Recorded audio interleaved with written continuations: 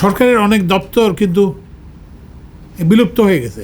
যেমন আপনারা যারা আমার মতো বয়সী তো কেউ না, আপনারা জানেন একটা importer controller of imports exports বলে একটা অফিস ছিল, খুব রমরমা অফিস ছিল। সেই অফিসটা এখন নাই। অফিসটা না থাকার কারণটা হলো যে ওরা মানে মানুষকে যে সেবাটা দেওয়ার কথা সেটা দিতে পারে না, ফলে ওই অফিস আমরা বন্ধ করে দিয়েছি। তো আমরা এটাও বলেছি যে বিআরটিএ যদি ওদের যদি পারফরমেন্সে যদি ইমপ্রুভমেন্ট না হয়, আমরা বিআরটিএ বন্ধ করে দেওয়ার কথা চিন্তা করব। তো আমরা যেটা বললাম যে একটা জিনিস হচ্ছে যে একটা মানে একটা দীর্ঘদিনের একটা অভ্যাস, দীর্ঘদিনের একটা ইনার্শিয়া, এটা তো আর একদিনে চলে যাবে না। তো ওই জন্য আমি যেটা বললাম, ওই যে আপনাকে যে পরিসংখ্যানটা দিলাম, আমরা উই সি সাম ইমপ্রুভমেন্ট, আমরা এখনও এটাতে স্যাটিসফাইড না।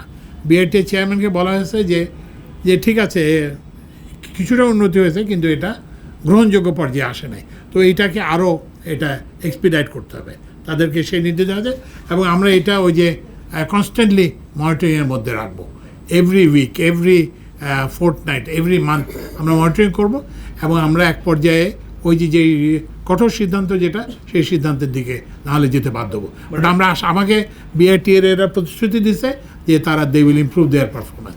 এবং ওদেরও কিছু গ্রিভান্স আছে, যেমন ওদের লোক বলের সংকট আছে, গাড়ির সংকট আছে, তারপর নানান রকম আছে। আমরা এগুলোও বলছি যে রিঅ্যালোকেশন অফ ম্যান পাওয়ার, যেমন এখানে বিআরটির সদর দপ্তরে 228 জন কর্মচারী আছে, কর্মচারী আছে।